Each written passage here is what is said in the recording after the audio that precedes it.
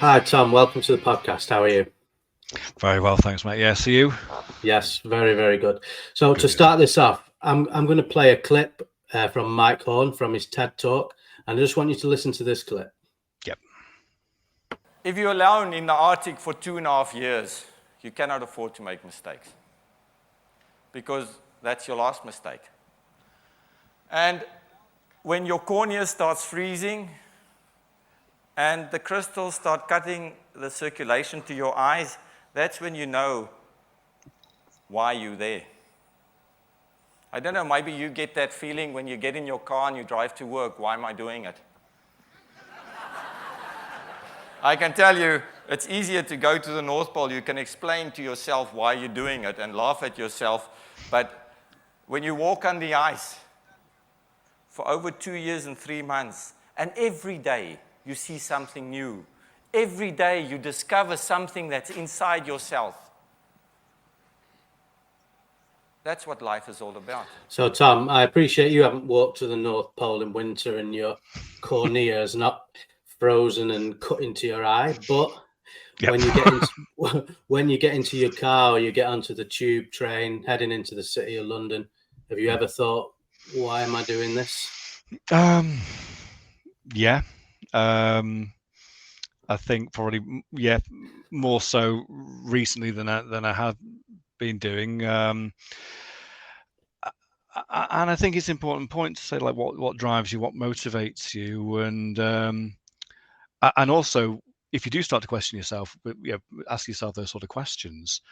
What do you do with your response to yourself? If you say, well, why am I doing that? You think if it comes back and you don't know why, you can quickly sort of destabilize yourself, and you can start that can start to snowball, and can put you into a bit of a dark place. I mean, absolutely. I mean, you've worked for 20 odd years in the city of London. You've held some pretty high pressure roles. I know you've got a senior role now. Yep. With that pressure, obviously, it can build. And you have to find ways to release the pressure, to find a work-life balance, which it's not always easy. I mean, working. On paper, you're working from 9 to 5, but I'm sure in the roles you've had, it's never been like it's not been like that all the time. No, and that's the thing, you can't sometimes switch off. And I think having your own boundaries, having your sort of sense of having your own sense of like balance. I think that is just so key nowadays, and I think a lot of people do mention it, but then I think people don't really know what it is or how to get that sort of balance. Do you find in sort of in 2023, let's say even as back as 2013, do you find now that companies in the city are sort of acknowledging a bit more people, they're going to get more out of their employees if they offer a better work-life balance? If they're giving you a bit back, they're going to get a lot more out of you in productivity? Yeah, I think. Well, I mean, I think, say, particularly in the UK, I mean, probably in a lot of other countries as well, that obviously with the COVID pandemic lockdown, everyone's everyone, a lot of people in my industry were either, like, say, furloughed, or they were put, you just work from home, and that was sort of great, say, from a business perspective, because it keeps everything rolling. You're still you're still sort of satisfying like clients, and getting sending your bills out and getting your money. But I think with that, the idea of balance really came in, basically. I remember, for me, like, laptop set up in one room, family in the other room. And at what point did you switch off from work? And then you could get yourself into a trap of saying, well, once put my little lad to bed, had dinner, you think, oh, I'll just go and do a couple more hours on the laptop, and that'll make tomorrow easier. But it never did. And then you get stuck, like, I need to do those 2 hours, otherwise I'm gonna get swamped. And I think a lot of employers really sort of paid attention to this. But I think I think there's probably like a lot of employers wanted at least to be shown that they were thinking about this. And I think these things like work-life balance or issues like mental health, they quickly became on the tips of everyone's tongues, really. And like saying, you know, if we want to be seen to be a good firm or a good employer, we've got to be taking this seriously. And I think saying you're taking it seriously is not always the same thing as actually taking it seriously. And yeah, I've had a couple of issues where, you know, the sort of lack of balance got the better of me, and sometimes you felt like things like mental health, it's a bit of a badge. Like, yeah, look at us, we're look how much we care about our employees and everything. And sometimes you feel it's just like lip service. Sometimes it feels a bit disingenuous. But I think, you know, I think like nowadays, I think because of all that, because of the spillover of that, you know, it is so important to get that balance. But I think achieving that balance is something else entirely. Yeah, and I think ultimately, like your own I've always believed your own mental health is kind of like your own responsibility, and you've really got to start. I know it's an old cliche, but you've really got to start by looking in the mirror and sort of asking yourself some real tough questions, and setting up some sort of boundaries. And I've always found that I have a saying: you have to. I can't make you happy. You have to make yourself happy first. Yeah. You can't rely on me to make you happy. No. Because if you're not happy, then nobody will ever make you happy. No. And I'm not saying it in a nasty way. I'm saying it in a way that, like, when you're on a plane and it's plummeting to the earth, the first thing they say is you sort your own mask out first. Put your own oxygen mask on first before you help others. And I've kind of say that you have to sort yourself out. So you could work for a company, and I've been there myself, where I'm thinking it's not the company that I think's making me miserable. It's me allowing them to make me miserable by not being strong enough, not standing up for myself. You know, a lot of the time appeasing people when really I should just say, fuck off, mate. and I don't. In the past I've sort of gone, okay, I can go. I can do that in my own time. Yeah, it's not worth the confrontation. Whereas now I will just say no. That is outside my boundaries. And it's an important thing to be able to say that. I've worked with people who just could not say no, because they just want to make a good impression. But then, you know, then what happens if everything just sort of falls down on top? Then you end up signed off with stress for 2 months. That doesn't help anyone really in the long term. And being able to say no is a very important part of developing in your career and maturing and growing up. I think as well, you know. Yeah, but I agree with what you're saying about that, having that sort of fundamental thing. I think, and I've seen people do this as well, when you can tell they're not happy, but they're trying to sort of buy happiness. Like, oh, well, like, yeah, I'm only unhappy because I haven't got the latest this or the latest phone, and those things will make me happy. And then you can get into that sort of a trap, and you think, you know, superficially I'm happy, but then it all comes tumbling down, and you're thinking, well, why am I so unhappy when I've got all this stuff and all these possessions, and why am I fundamentally so unhappy? And I think a lot of people don't really know that, because I don't think people really have the conversation about what truly makes them happy. If you remember back to when we were kids, when we were all kids, what was the one event every year which was the ultimate dopamine high?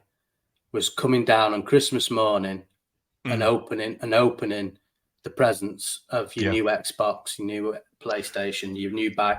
Ultimate dopamine for about an hour. Yeah, you're just bombarded with dopamine, aren't you? Yeah, you know, you're unbelievable. Yeah, and then that is concrete in the brain now. That okay, I'm a bit unhappy. I'm going to unbox the latest iPhone. So for a few minutes, I turn it on, this thing, and I've gone back to Christmas Day morning when I'm a kid. You know, and how long does that last for? It lasts, you know, for an hour, and then you think. I mean, I still do it myself. I got a new phone, I don't know, 6-7 months ago. Nothing special, just an Android phone. And I thought, right, this is brilliant, fantastic. My old phone battery was shit and blah, blah, blah. And I thought, oh, this is great. And then 6 months later, I'm nearly hurling it into the sea because the battery's going when it's cold and the keypad's glitching. And I'm just like, this fucking phone's going in the ocean in a minute. And my brain's already going, just go and get a new phone, Steve. Go and get a new phone. And I'm like, I know. So now I'm saying, I am not getting a new phone. I'm going to persevere with this bastard for another 6 months until I can swap it in. Yeah. You know, but it's because I know getting a new one is not going to solve anything. It's because a week later it's going to be the same glitchy or something, you know. It's just like trade one set of problems in for another, really, and it doesn't mean anything, does it? Really, you know, what does a phone mean now? All right, you can communicate with people when you need to, but it's really just a pain in the ass, really. You know, it's another thing just to keep you sort of tethered, really, to everything else. I mean, and you take mental health, and it's quite a broad term nowadays, and I kind of don't see it as a negative mental health as a negative thing, because you wouldn't sort of talk about, you know, the health of your body in a negative way. It's just the health of your body, you know. And I think I've said in previous podcasts, you know, you've got a healthy body, you're on the way to getting a healthy mind, you know. And but mental health, you know, it's not just whether you're happy, sad. You know, you're adding anxiety in, you know, you're adding all these sort of facets into mental health. And if one of them's a little bit out of kilter, then it can affect the whole thing. And I mean, anxiety, I didn't even know what anxiety was, really, probably until I had kids, I think. And then you're worrying about something else. And is she going to be okay? At play group, is she going to be bullied? Is she going to fall over and nobody sees her fall over? And then I think you add that into it, and that's another, you know, facet of mental health that people sort of. But it's normal to feel a little bit worried, you know. Yeah, absolutely. I mean, well, that's it, because that's the thing. You need anxiety. You need the body's response to anxiety, because, you know, you will have some situations that requires that response. You know, if say you were in a position where you were genuinely say at risk, you know, you need that anxiety to sort of fuel the response. But if say you're getting that, you know, that feeling, that same sort of sense of dread over something very, very innocuous, then that's the thing. You know, you don't want to just be like zoned out to the point where you're just like, you know, calm as anything. You know, you need, these are very human responses, but it's where you get that sort of imbalance of brain chemicals, and the problem is that guides your outlook. You know, if you don't have very, you know, if you haven't looked after your mental health, then everything just becomes a problem. That is probably one of the most like fundamental things, and you can easily get into a loop.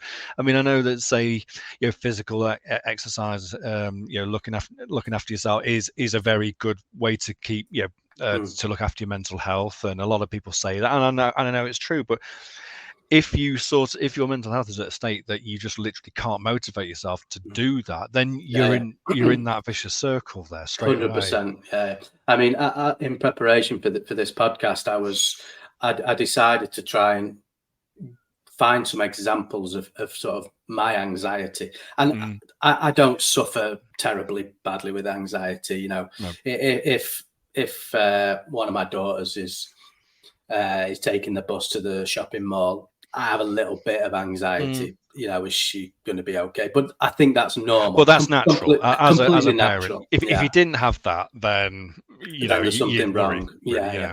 So I can't really call that anxiety. But one example of anxiety that I'm sure thousands of people suffer the same from is you think about if you're going to go on holiday with two small kids, for example, and you open up the Daily Mail. Don't judge me.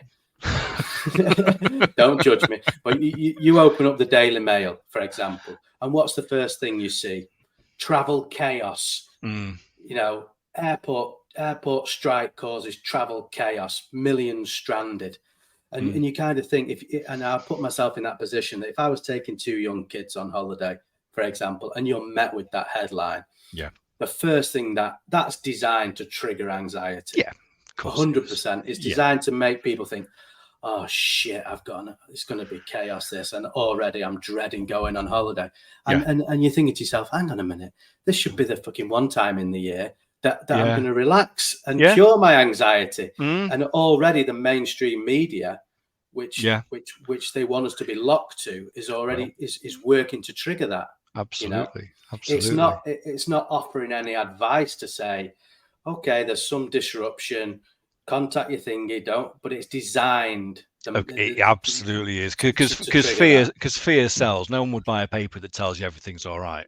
100%. It's designed to provoke that response, and it's I think sometimes you have these views. People call you cynical. It's like, well, it's not as cynical as the outlets that do it. That's the definition of cynicism, because it is just like playing on people's fears, playing on people's worries to sell papers, and to basically internalize worries that they would never actually have. A lot of things people think they're affected by, they probably won't be affected by, other than a lot of, say, like mainstream media outlets saying this is what you need to be worried about. And I think also with that, relative to you in the City of London, and if you're having sort of yearly review, you're sort of having your sort of sales figures questioned. You're going into a meeting about it. It's COVID. People were furloughed. People. The more you see now, there's more jobs being cut out, and more AI's coming in. Jobs are at risk. All that's adding to the sort of big picture of people's mental health. And how have you kind of found that, and specifically to London, where you are every day? Have you sort of seen that creeping in?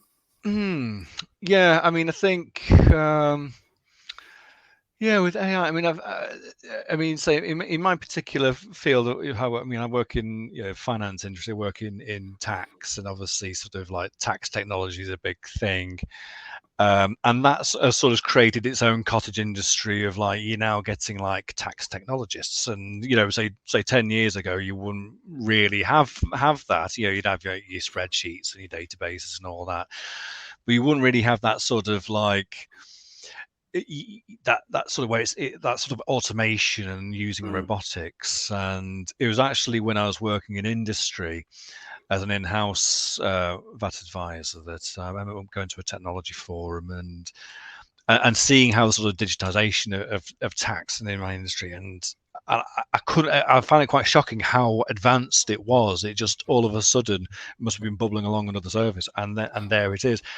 I think there's very much, and I think with all this sort of stuff, the good tools, I don't quite see it yet as replacing us. I think a lot of, say, like what my role or my career is about, sort of relationships, rapport with your client, understanding your client, appreciating where they're from, them trusting you as well, that you'll do the right thing, and that you won't just answer their question, but you'll also have a commercial mindset, and say, I can tell you what the issue is, what the risks are, but I can't tell you how to run your business. You've got to make that decision, but I'll try and help sort of unpack these things that could be of concern, or these things that are risk areas, or help to deal with tax authorities.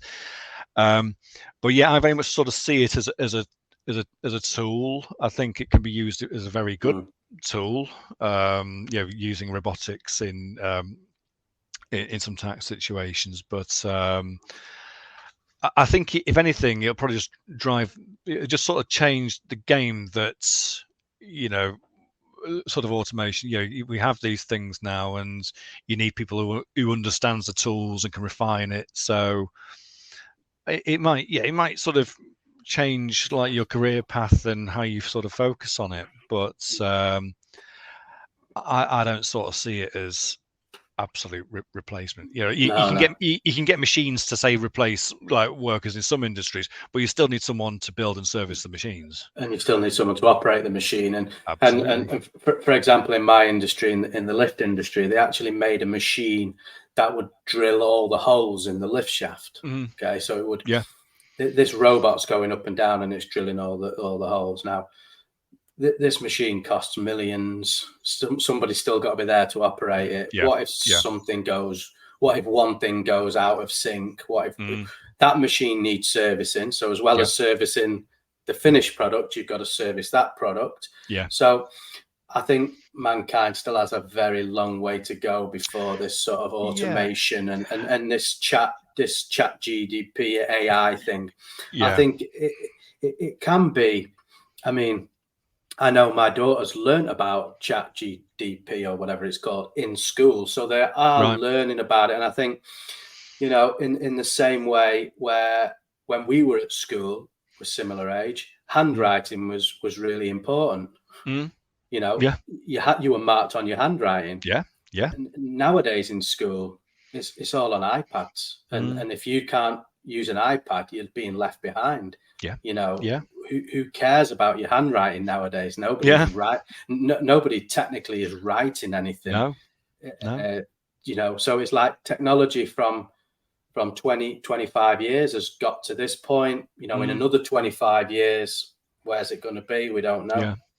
So, I mean, I find it fascinating, really, the way things are going. And then in the city of London, I'm sure that there'll be this kind of automated sort of letter writing kind of things.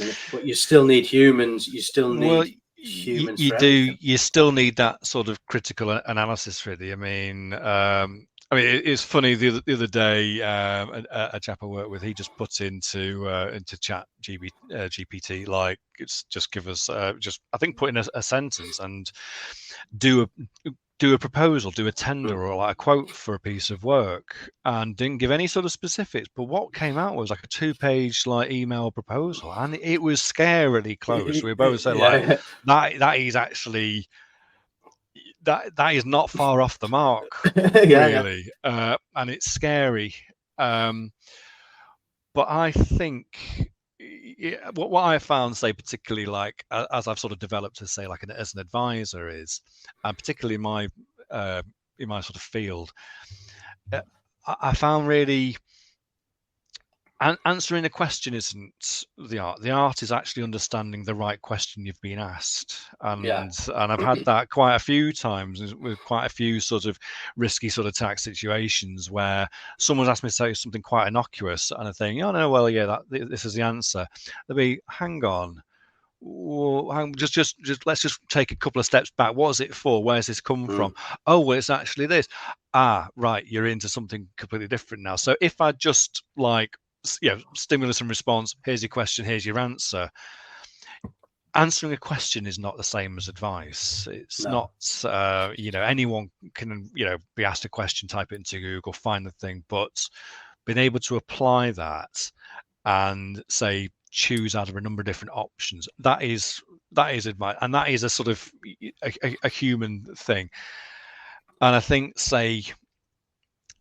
I think you got to acknowledge that there is a really important human side into like relationships. It's probably the people who aren't very good at sort of with those sort of human or social skills that design this kind of software, design these sorts of tools. But fundamentally, I think we all know that if we've got a problem, sometimes I think you'd rather be speaking to a person, even if that person might make a mistake. At least you sort of have the basic things of empathy, understanding, and it isn't just a clinical response. If we leave everything down to just logic, rationality, I think we lose a very important part of what it is to be human, really.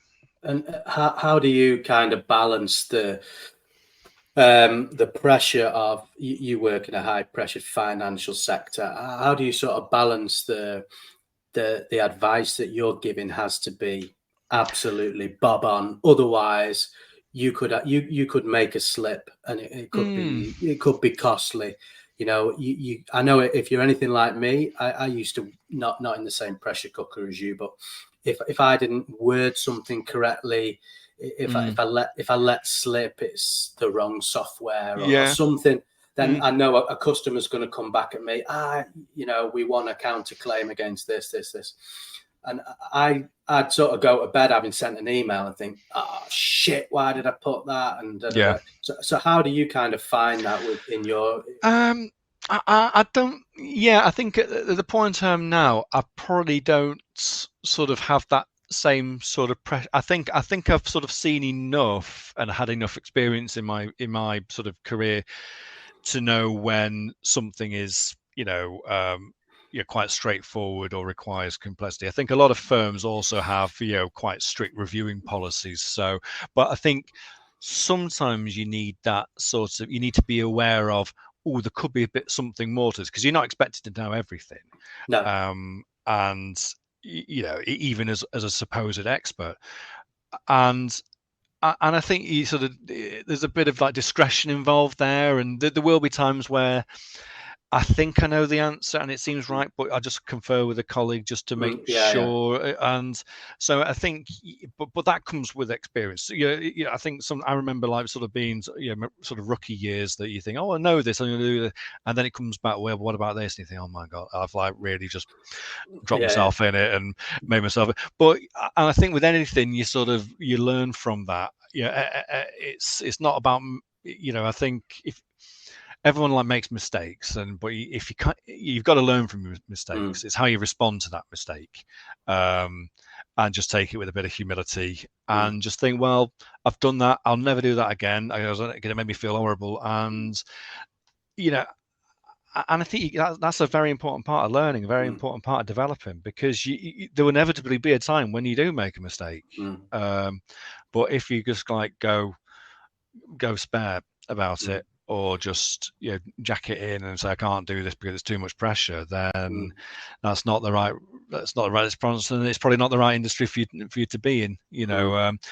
I think in terms of like there are pressures, and you still make rookie mistakes every now and again, but you still think, well, we can't win them all, and sometimes you will get that thing that you're just not sure about, or you get a difficult personality that you have to deal with, and you put very much on the spot, or you're having to turn something around very, very quickly, and you might not have the luxury of full review time and things like that. But I think the important thing is just to like, if you were dealing with someone who themselves had never made a mistake, well, that's bollocks, isn't it? It's just how you deal with it. And I've had it when I've come back and said, look, really sorry about this. I need to consider this again. Please ignore the last one. And it just happens. I've never had anyone be snide about it or complain. It kind of goes back to the managing expectations. If somebody's, and I do it all the time now, and I manage expectations above and beyond what I think. If I think something's going to take me a day, I will say it's going to take a minimum of 1 day. Yeah. If I get an email now, I very, very rarely will reply the same day. No. I will sleep on it. In one case, I had an email counterclaiming X, Y, and Z, and this, that, and the other. And I thought, you know what? You can wait for a week while I digest this. And one day I was going to send one thing. The next day I was going to send another thing. The third day I was going to send this. Then I was going to send. And I actually waited 5 days before I sent a mail, because people in my experience, let's sort of say the arseholes of the world, they're kind of they're sending emails to garner an immediate sort of reaction to satisfy themselves. They want an instant reaction. They want a sort of punch. And I kind of think, now I'm going to take the sting out of this, and you're going to go on to my sort of terms and conditions in how I reply to this. Yeah. you know, and I think that's important. You don't sort of get dragged into that kind of thing. Take Absolutely. time, take time to, you know, review what's been said, sort of counter your arguments properly. So I'm a big one for doing that. Even if it's a general inquiry, I'll still sleep on it, and the next day, you know, if you want an instant answer, then just call me and you can talk about it. And I think in certainly in companies that I've been involved with in the past, it's getting further and further away from that direct call. You know, it's getting more and more into sort of emails, covering your own ass, documenting things. And I'm 100% sure in the City of London, there must be so much productivity lost just on people covering their asses in emails, when a phone call would have solved it in 10 minutes. Well, that's it. Yeah. As soon as you've got something down in writing that someone can hold you to, then you've got to be pretty sure that what you've said, you know, can't be taken out of context. Or and sometimes there is a bit of frustration, because sometimes clients just want to say, just tell me, should I do this or not, or tell me what the answer is. But you've got to do, you know, there's a bit of give and take there. You've got to sort of do enough to sort of say, well, this is what I understand. My advice is based on what I understand with this, and if my assumptions are incorrect, then so you do a lot of things to cover your back. But sometimes you think, it is just easy with a call, and sometimes I have done that. It's just, look, I could just give you my opinion. Here's what I would do, and then they go, would you mind putting that in writing? It's just, oh, for God's sake, I will, but you know, but it's going to come with like a dozen caveats. You know, it's going to come with, like, you know, just because I don't want to be, because essentially, if you have a client who signed a contract, you know, you're engaged with them. If you get it wrong, your arse is on the line, and that's what the contract is. Is if you get it wrong, you give them the full legal right to sue you. You know, and that's what it's all. That's what it's all about, really. And you just got to cover your back and, like, not drop a bollock really with it. Going back to something we sort of spoke about earlier, you know, how do you sort of manage the work-life balance personally? You know, how do you kind of find that these days? It's a struggle. It really is. I think I'm sort of blessed. Like, you know, the firm that I'm with at the moment, you know, it isn't like the sort of, you know, the more sort of cutthroat types, or, you know, sort of firms, you know, who demand the sort of the pound of flesh. You're not a robot. No, and, you know, and I think a lot of companies are probably turning on to that, because everything is so public now. You know, every company has a social media presence, and this sort of PR exercise, this accountability. You got to be shown to be sort of doing the right thing a lot. So I think a lot of firms have sort of caught on to that it is important, and if people feel that they don't get the balance, then they'll move on. So I certainly think the industry is the sector I work in has changed quite a bit.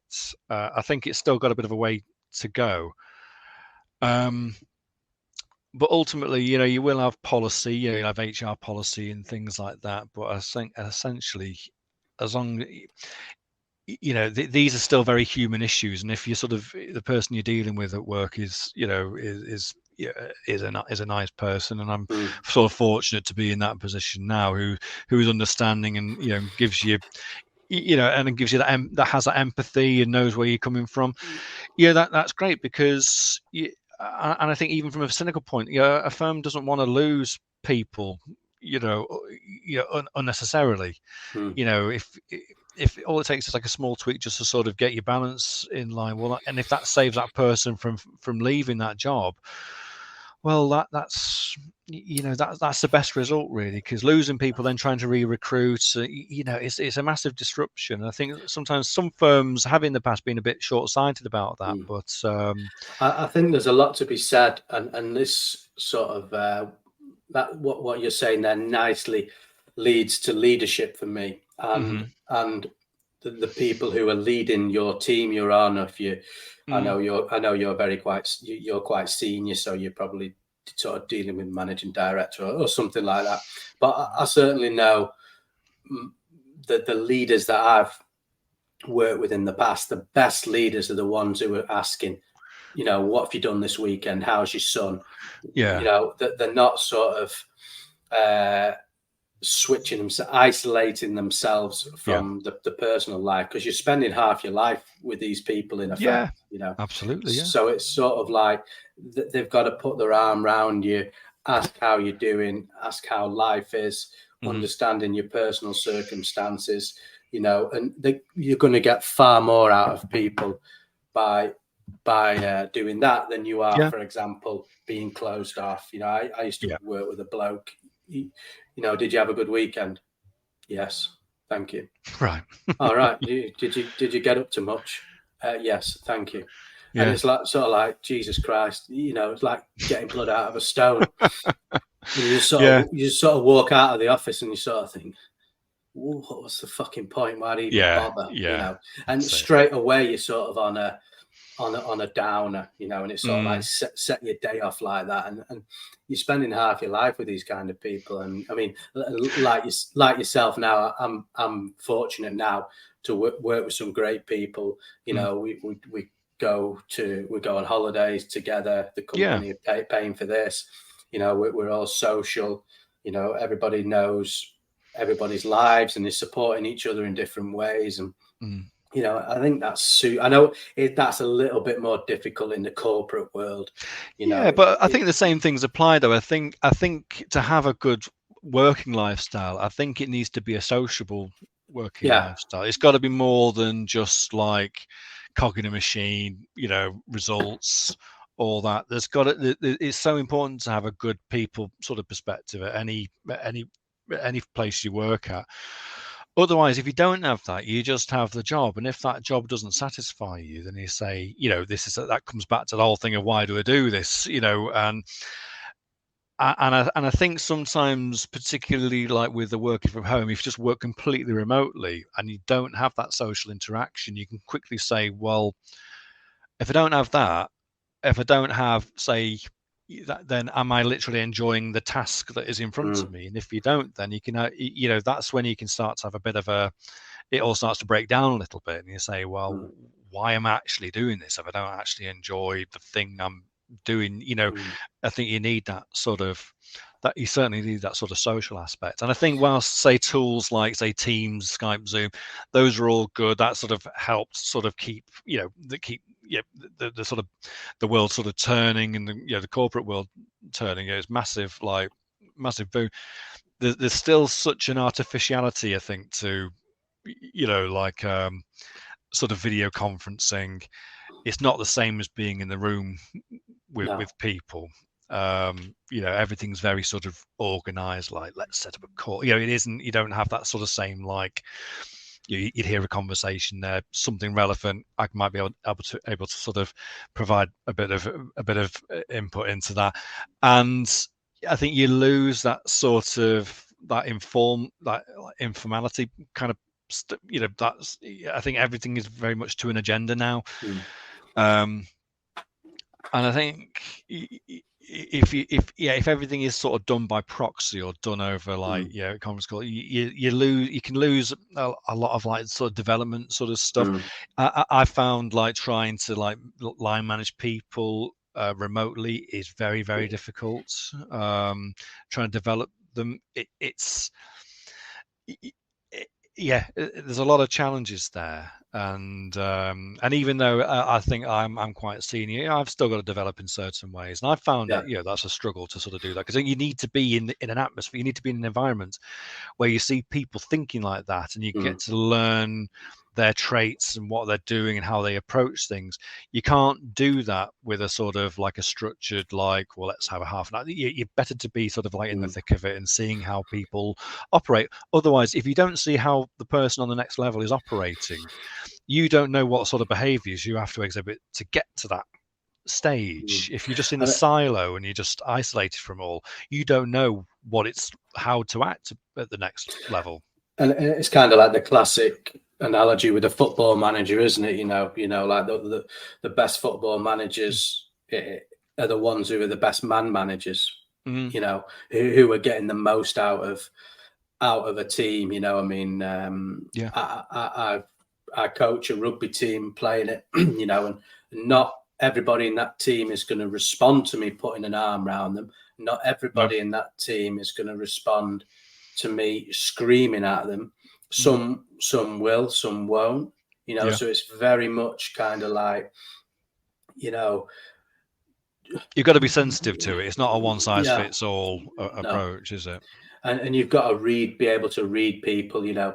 And I always had a sort of a saying where you never know what somebody's going through at home. Yeah. Before you start judging them in the morning, Yeah. you know, and you can get somebody who's looks like they're on top of the world, but they could be completely masking something at home. Yeah. You could have somebody who's coming late every day, and you sort of barracking them. You know, why are you coming? Why are you late in?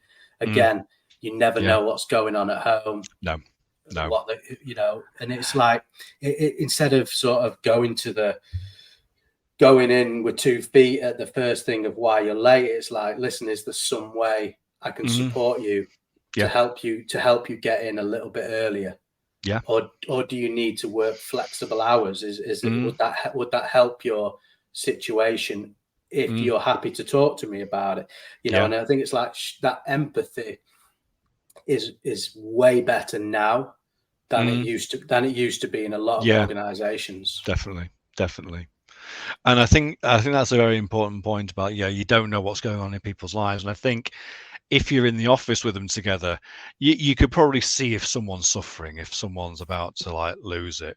You can't see that, you know, if you're in your office at home, they're in their office at home, and you're just trying to call them. I think, when we sort of moved to sort of working remotely, say particularly under lockdown, I was always very sensitive to that. I was always like, you know, if I'm calling someone out of the blue, I don't know what, you know, these are weird times, very sort of intense times.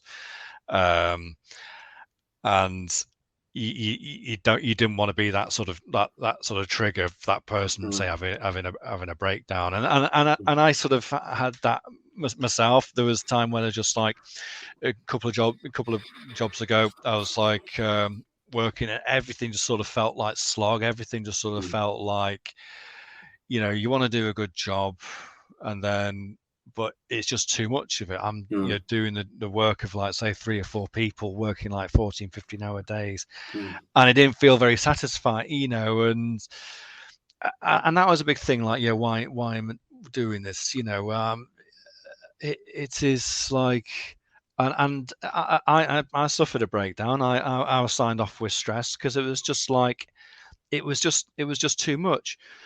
And I think it was like, if it'd been in the office, someone probably would have seen that before it got to that point. And that's when you started to feel quite alone, quite isolated, and not knowing how to sort it out either, because it isn't like, you know, I think with mental health, you don't have the guy, you know, you get a cut, you put a plaster on it, or if you know, big cut, you know, you go to the hospital and you stitches, you know what it is.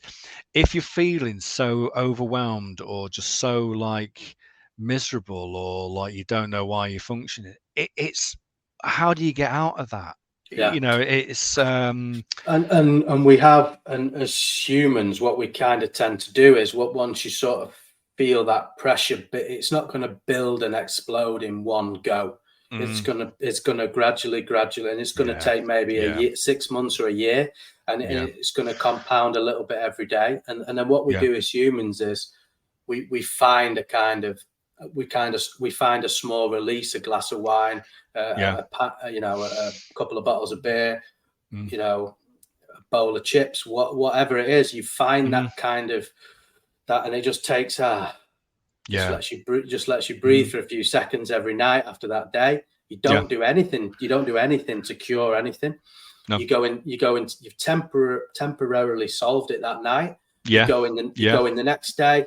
It's the same shit, and it builds a little bit more. Instead of 1 glass of wine, it's 2. Then you get to Friday, and you think, well, God, the week's finished, right? Blast out.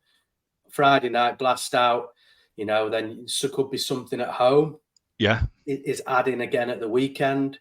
Again, you don't quite solve it. It compounds, and then it ends up, like you say, having to take time off work. And that's when then you really got to start taking steps to cure it, because it's not come all at once. You know, I mean, I've been there myself, like you had exactly the same kind of experience. It built slowly various things, money problems, X, Y, and Z, business issues. And you don't see it at the time. You just kind of take it as life, and this is the norm. But then when you do come through the other side and you have that experience, and hopefully you're going to do that, and you've done it, you kind of look back on it, and you've got these tools now that you can use that don't involve alcohol or you know. Yeah, I mean, I think that sort of reminded me of a point, like when we were sort of working like from home, and like the work and laptop is in the next room. I think, like a lot of people I work with, and a lot of other people, you needed that, because you didn't have like an hour commute home from the office to decompress. You're literally like walking through the next room. That's interesting. And a dangerous point there was to sort of separate it. I think a lot of people relied on drink, and you know, because it almost felt like the end of the day, right? Laptop, I'm going to close that. I'm going to have a beer now, and then it wasn't just one bit. You sort of needed to reward yourself, or that was a good job, well done. Going to have a couple more, and then I think like. We're getting like the sort of supermarket deliveries at home, getting like the Ocado order in, and I was like, my wife we looked at each other, me and my wife, we're just sort of like, we've got like fucking like 4 crates of beer here, like, you know, like there's no room in the fridge for anything else. Like, what are we doing? You know, and I remember talking to other people at work, and they were just like, "Yeah, the lockdown's great, getting pissed every night, it's fantastic." And it's just like, that's not healthy. You know, that is like a really artificial way of trying to draw the line between your work and leisure. And it's certainly no way to establish balance. No. But I do remember that job a couple of years ago, 2 or 3 years ago, within lockdown, and I just remember like boiling the kettle before I had to go back and like just get into more slog, and just like, and it was weird. You could feel it rising, you know. You could just feel like, and like you said, there's a few things going on. Then it just takes one sort of little catalyst to sort of tip you over, and that's what I felt. It was a physical sensation. Like, I feel I'm actually gonna like explode here now, and you think, and it's for nothing. It's just like, I've had 3 shitty emails this morning. And it's just like, and under normal circumstances, just either bat them off or deal with them. But it just felt so relentless. And I think it was just about the sort of, again, coming back to that TED Talk clip of, why are you doing this? Because it sometimes feels so relentless. You think, why am I doing? You think, well, why am I doing this? Why is this my life? It is just sort of slog, and it's just hard work with no sort of real. I don't see myself necessarily as like materially minded. You know, I think, you know, I'm fortunate that we're sort of comfortable and able to sort of have a nice life and not have to sort of have like money worries. But I'm not like, I need a brand new car every 2 years, or that's not what motivates me. I think what motivates me is something I like to think is something maybe a bit deeper, of doing a good job, being sort of trustworthy, reliable, you know, being able to get on with people. That sort of means a lot more to me. But if it's sort of like, if it's just reduced to like, you know, tit for tat emails and advice and just trying to sort of please the client, you know, that's when you can start to have a bit of like, I don't know, like an existential crisis. Why the hell am I? Why am I doing this? Why have I ended up here as well? Can I get out of the? You know, you think, and you can feel trapped. You can feel isolated, and you don't know where to turn. It's like eventually the facade will just break down. Yeah. I think it's like when you're sort of out of control, things are not in your control. The path, you know, I don't know specifically your example there, but I've been there myself when I'm in a job that I just do not like. The people that are around me just don't motivate me. You know, they're not challenging me. Yeah. You know, and I sort of went from a job where I was working with somebody who was really technical, really challenging me, driving me every day, questioning me every day, mentorship, and learning something every day, was involved in all the decisions, even though he is way more qualified than I am, but he's still involved me. Yeah. He could see potential in me. I was fully fulfilled, and it was fantastic. I learned more there than I ever did, to then go into another good job. But that unfortunately went a bit south, one thing and another. And then I'm sort of working with people who don't take my opinion on board, who don't value my experience, who literally, you know, they're how's the best way to put it, that they're only interested in their own gains and their own working themselves, working that arena out for themselves, right? You know, and if somebody is questioning what they're doing, it's like, how dare you question the operation, you know, because this is working for me. So if you question this operation, you're going to fuck it up for me and my sort of plans to manipulate things in my benefit. You know, and I kind of found myself in that situation where I was just like, I can't fucking go on like this anymore. You know, and I like to think I'm a pretty reasonable person. You know, I can sit down, I can talk with people, I can put my opinion across well, I can take criticism, and then on the other hand, I can be honest. So I found myself where that really affected my mental health, and it was almost like it would only take one gesture, one look, you know, if I said something and I got a look as if to say, what are you talking about, that would just send me over the edge to a point where, because the damage is already done, and I'm already functioning in this toxic place. It would literally, I was just on a knife edge every day with, and it's just that breaking point, isn't it? And I mean, and that adds into work and life balance, because when you're on that knife edge all day, you go home and, you know, something as innocuous as, oh, didn't you empty the dishwasher before you left this morning? Can lead to a fucking explosion. Because you've been pressure cooking all day. You know, and you've got no sort of outlet, and you sort of harbor in this pressure that you end up taking it out when you get home on the people who absolutely don't deserve that. That's it. And if you bottle it up all day, you know, once you open it, everything sort of floods out. And that's the thing. It's knowing how to do. It's knowing how to do that. It's knowing how to sort of let off steam, or how to sort of deal with things before they sort of brew, just become something else. And it's difficult. And it's difficult because sometimes you don't know what your breaking point is. You don't know how to do.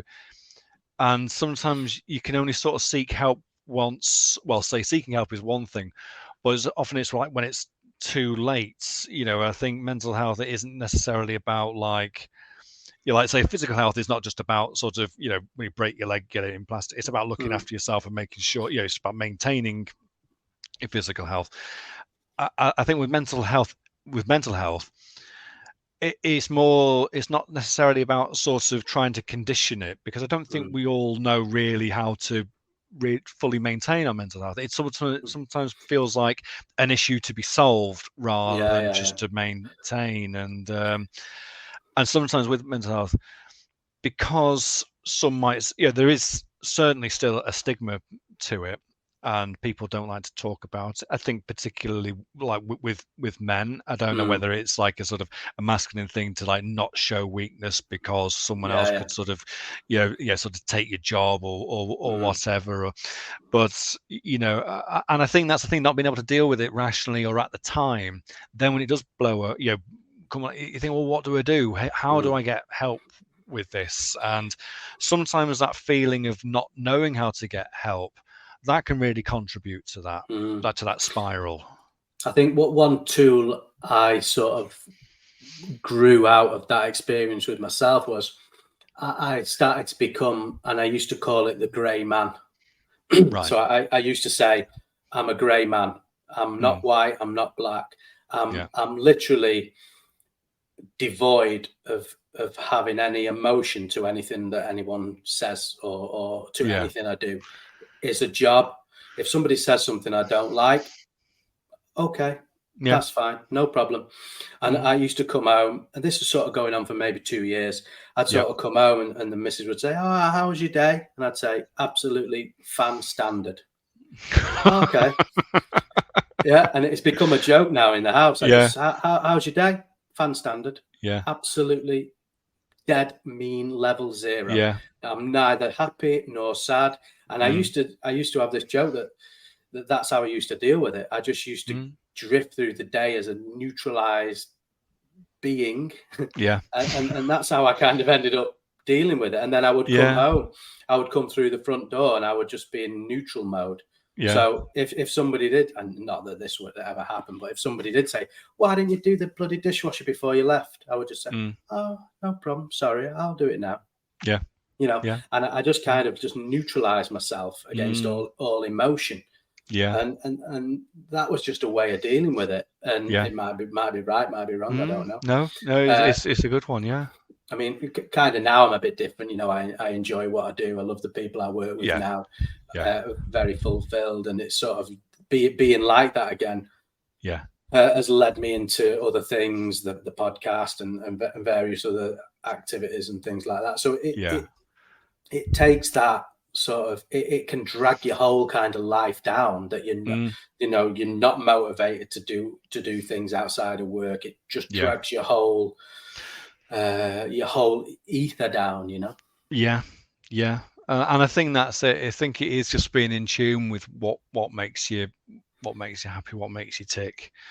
I mean, for me, music was like a big part of my life, from very early age, and a lot of recording, working through the nights, just headphones on, knuckling down, shuts out the outside world. And I think with having a family, wife and a 5-year-old boy at home, the opportunity isn't there.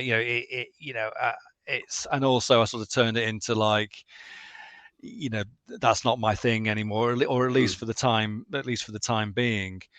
And I've sort of struggled to find a different outlet for that. I've tried a few different things, tried a few other sort of hobbies. I always sort of hated the idea of hobbies, when growing up, because I always just saw what I did as like a collection of things I do. Some things I get paid for doing, some things I don't, but there's a motivation behind why I do stuff. And I think particularly for me, like music, having a creative outlet, it was this feeling of putting a stamp on the world, leaving a bit of a legacy, doing something that that is unique. And I think sometimes having sort of lost sight of that, I think that's I've really lost a bit of that's brought in a lot of imbalance.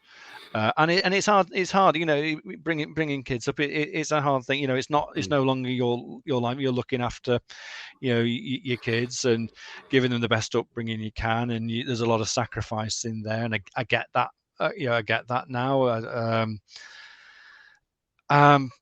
And I think it's just reminding yourself, okay, well, this is this time now. This is just this point in time. Doesn't mean that what's happening now is going to happen like this forever, and you just got to sort of remind yourself of that, and just find those things that you enjoy, and understand why you enjoy them. I've had it was funny. I had I'm going through a bit of therapy right now with you know, I'm been suffering the past few months with depression, with anxiety, and for the first time I've had like started on cognitive behavioral therapy, like CBT, and that's been really useful. And just in terms of understanding why you do things, it was a great sort of exercise that we did of like, just break your say your week or day into like 2-hour chunks. Or what did you do in those like 8 a.m. to 10 a.m. and you'd say, did I enjoy this? And I'd say like, okay, well, I enjoyed that, I felt accomplished. Okay. And they said, oh, let's take a step back here. Enjoyment and accomplishment are not the same thing. Just because you've achieved something and say, okay, well, you achieved it, did you enjoy it? Oh, right. And for the first time I sort of separated the two. I'd never done that before. I'd sort of been like, I've enjoyed doing that because I've enjoyed doing a bit of gardening because I feel accomplished, like the garden's looking better. That's my enjoyment. But sort of separating enjoyment from achievement, that was quite a new way of looking at things for me. And then the other part was social connectedness. Is what you did. Did you rate it 0 to 10? How socially connected did you feel? And it's almost like you're having like a bit of like a thought diary or a mood diary, and you're saying like, how do these things make me feel? And I think that was quite a useful exercise, and I think that sort of opened my eyes to a lot of things that growing up, a lot of it was being about sort of doing music, doing production, doing recording, remixing, whatever, and getting better at it. And you think that's why I was enjoying it, because I'm getting better and I'm doing something, I feel accomplished. And I always thought at the time, like doing stuff like, I don't know, playing on a PlayStation. Years ago, I thought, well, that's just like a massive waste of time, not accomplishing anything. So how could I enjoy it? And now it sort of switched me on to like, well, you don't have to feel accomplished to just enjoy something. Just do something for the sake of enjoyment, or do something for the sake of just being sociable. I mean, I suppose you can. I think I was talking about this with Luke, possibly, where sort of like we were talking about sort of running, for example, or sort of going back to your childhood of when you were sort of happiest. Yeah. And it's sort of like when you were fishing, when you were running, when you were cycling. We didn't run and have Strava logging our personal bests every kilometer. We were just doing it because we loved it. Yeah. And nowadays, you're kind of caught in between the achievement of running a sub 5K or a 5K run in a PB. Yeah. But are you running because you're enjoying it, or are you running it just for the sort of dopamine of knowing you're going to get a PB in 5K? And I guess it's along them lines. It's an interesting one, that, absolutely, because I think like, and again, that can come down to motivation, because say if you were sort of clocking like your time and you find yourself getting like worse and worse, that would really dent your motivation. Like, why the hell am I doing? Why am I slugging my guts out for something that is too hard, and I'm not getting better at it when I should be?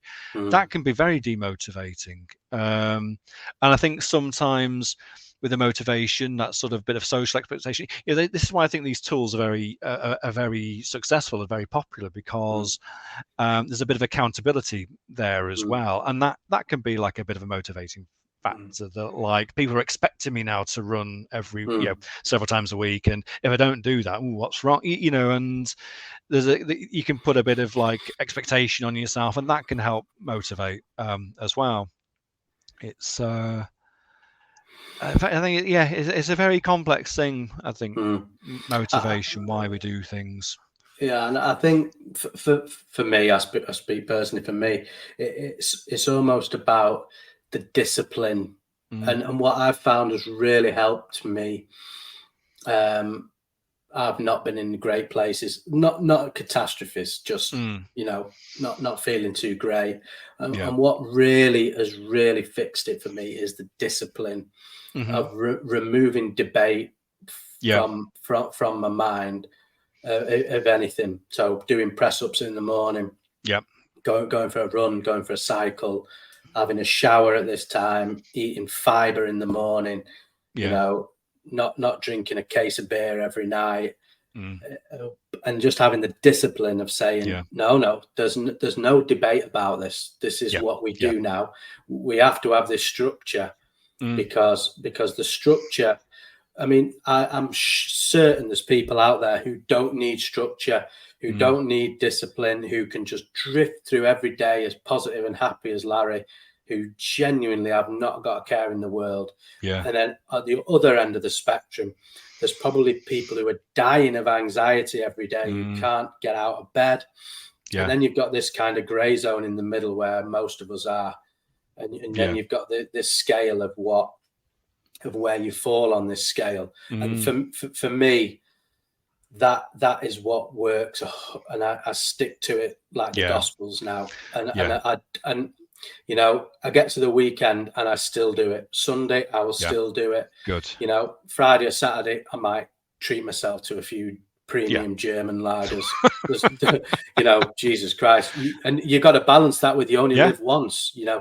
You only live once. And if you want a fucking bottle of German premium beer, go and buy yourself one. Absolutely, and fucking enjoy it. Just don't buy yourself 15 and drink them all. You know, and then wake up and feel like shit.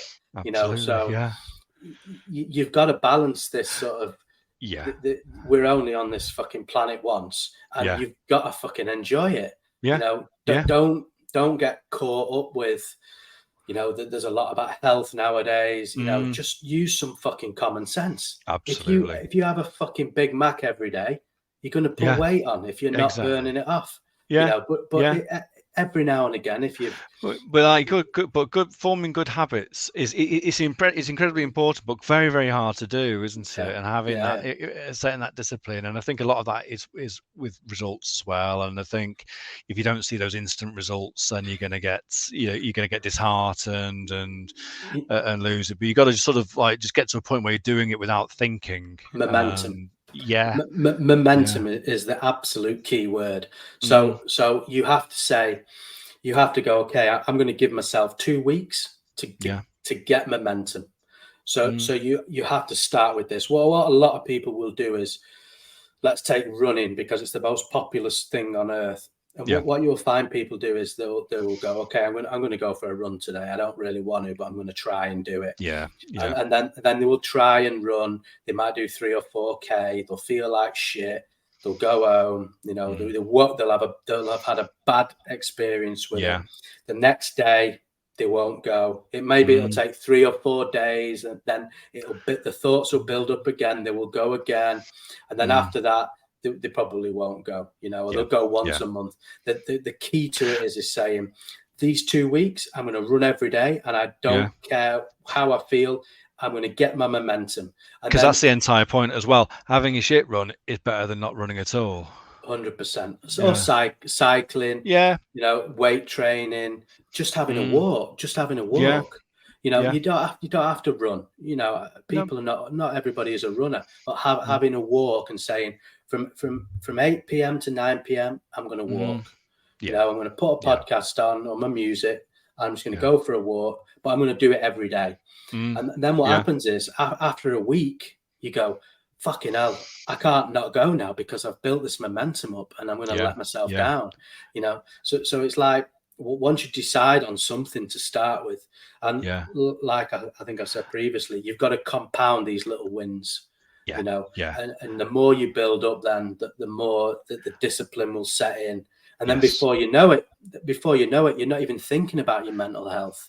No, you're just thinking about your processes. Well, that's it. And I think with mental health, it's being lifted out of that. You need that thing, because that was the thing. You know, when I was having a bit of quite a low point, was trying to sort of say, well, I was always better when I was exercising, but I literally just can't.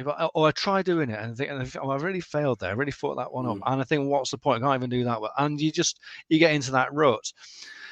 And it was, just trying to break out of that, particularly when you're in a particular headspace. And another good thing from, say, starting the therapy was, you know, a lot of what you did was driven by your mood. And And what they said, having this idea of a thought diary, you could turn it into like a plan instead, like your weekly plan. And that's what I did. And I sort of set out this plan. Every hour, every day, this is what I'm going to do. And I'm going to work, chunk this, I'm going to do this, and I'm going to really structure it. And the important thing was that you follow the plan, you don't follow your mood. If you follow your mood, you won't do it. But, and I remember at one point, like, before I did that, I was thinking I should go for like a hike in the forest, because the forest is just on the doorstep. Go on that, and I was like, just getting myself really wound up. Like it took me like I thinking, oh, I'm going to listen to some music here. What should I listen to? What is in sort of harmony with my mood here? And it took me like a fucking hour to pick a song, put a first song on the iPod. And Laura just said, what are you doing? Just get out and walk. Oh, okay. And then just walk, and then just went out and walked, and hiked it for like several miles, and just ignored like the iPod, not thinking about that. And I thought, bloody hell, that's the thing. That's anxiety that he couldn't even do these sort of very basic small things. And that was quite an eye opener, that, because I'd had friends who had similar sort of issues, and like they'd be over and like they couldn't make a decision, and I'm thinking, fuck me, just get yourself together and make a decision. But then putting myself in that, I thought that's what it feels like, and that was like a big eye opener. That sort of empathy, that's what they were going through, and now I completely identify with that. But it is an imbalance in your brain chemical. Your brain's not functioning as it should, and how do you get back on track? But that weekly planner was like a real turning point for me, because it felt that rather than my week just being full of like obligation and shit that I didn't want to do, it allowed you to structure it and get that balance, because you color code it. And they said like you have the 3 types of things that you're filling in your diary. One is your sort of your routine stuff. One is your must-dos, you've got to do it. And the third one is like your own time, your enjoyment. And I never thought about that either. I felt that life was just so tough and so full of obligations, obligations to work, obligations to like with family, and I didn't put any time in for myself there. And color coding it was a very important part for me, because then I see and I think like, have I got a good balance? Is there too much green on there, which represents the obligations? Is there enough yellow in there that these are the things that I want to do? And that was incredibly important. And it just helped me sort of get out of that rut a little bit and get doing stuff. A couple of very important tools, and very simple, very obvious tools as well. But you can start to see yourself being lifted out of that, and then making sure that you focus on yourself, making sure that you give yourself enough time to do things that you enjoy doing as well, and really think about what you're enjoying doing as well. And also being kind to yourself. Don't feel that like my day's wasted, I haven't done all this. If I just feel like just sort of zoning out and spending a bit of time in the garden or something, or even just going to the pub, having a chat with people, having a couple of pints, don't feel that because you haven't accomplished something that you need to beat yourself up about it. 100%. And I think what's really important that goes along with that as well is the communication of the whole kind of project to the people around you. Because if you're sort of privately going through this sort of process alone, and you're not sort of explaining to your loved ones, listen, this is the big picture. You need to understand it. And if you don't do that, then it's almost pointless then, because the minute you may want to try and do something for yourself, it's like, whoa, hang on a minute, I'm being left with a kid again. Or I've got these jobs to do. You're being unfair. You're being selfish.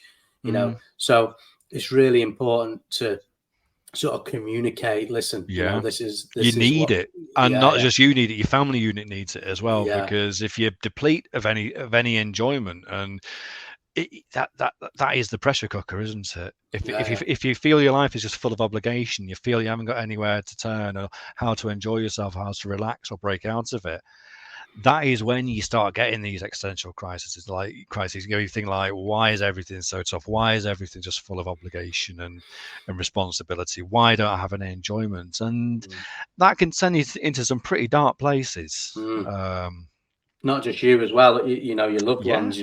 I remember many times I was probably super selfish, going off doing things on my own, didn't communicate well at all, you know, leaving the missus with the kids while I was off for the day, golfing or in the pub. And then it's like you get a phone call, quite rightly, when you're coming home, and it's like, stop fucking mithering me. You know, but it's not, is it? You know, it's not, that's not the case. It's something completely normal. But when you're in that sort of bad place, everything kind of compounds. And when you feel very vulnerable as well, I think, you know, that's an important, you know, showing weakness, showing vulnerability is a big obstacle to sort of admitting you have a problem. Like, if you've like, broken your arms, well, you can't hide it. I've broken my arm, you know. But if you're like, I'm about to have a breakdown, you know, we don't know enough about it to know really what that means. And I think the more people talk about it properly and open up, that's why I thought this is important, because I've never, it was only like sort of dealing with other, like, I wouldn't say dealing, having other friends who were really going through tough times and dealing with depression, and it felt nice to just be able to say this. And even though you can still feel quite vulnerable in opening up, I think you can find a lot of people identifying with what you say. I think most people, right? I think most people will be listening, for example, to us, and they will be thinking, fucking hell, that's my life. Yeah. That's exactly my life. And you know, it's like you come out and you talk about these things, and it sort of sets another person talking. Then there's a chain reaction, and then everybody's kind of going, well, I'm not on my own feeling like this. This is completely normal. You know, now we're sort of normalizing it, and you can start putting plans in together. And start, you know, what works for me might not work for you. What works for you might work for someone else. And you know, you might say, well, I kind of like that idea to go for a walk, or I kind of like that idea for cycling, or you know, and before you know it, I mean, that's generally what I've done. You know, you're listening to other podcasts, you know, Joe Rogan, and he's quite good with the guests he gets on, they're open, and you kind of, I like the way that guy dealt with that, and I like the way, and this sort of tool, and I'm sort of all the time sort of picking tools out and sort of seeing where I can fit them in to just making things easier in the day and working, and you know, at the end of the day, if you're happy and fulfilled out of work, when you go into work, you know, work's going to be so much easier, even just by being in a good mood, you know. Absolutely. You know, I mean, if you've been to work with a hangover, you're going to know how fucking difficult that day is. You know, it's like your worst nightmare. I mean, I couldn't even dream of it now. I could not even dream about. I mean, but I have done, you know, years and years ago. I remember when we were sort of early 20s, being in a nightclub till 4 o'clock in the morning with my Ivy's vest on and my rigger boots on. You know, and then just get 2 hours sleep and with the rest of the village people. Exactly. You know, 3 hours sleep and then onto the building site. Wow. You know, and like, you know, just in a fog. And then you're in such a fog, you just get back on it when you finish, because there's no other thing to do, you know. And now I just kind of look back, and I'm glad in a way that you do it. I'm not a regret person, you know. I'm not regretful of it, but I'm like, I couldn't think of anything worse now, you know, like hell, you know. Wow. But it's fascinating. Well, we're sort of running out of time, Tom. I want to say thanks so much for opening up. It's been absolutely brilliant. So cheers, mate, and thank you for having me on. No, great to speak, great to catch up. Yeah, I know. The best, mate. You too, mate. Nice one. Bye. Cheers. Bye.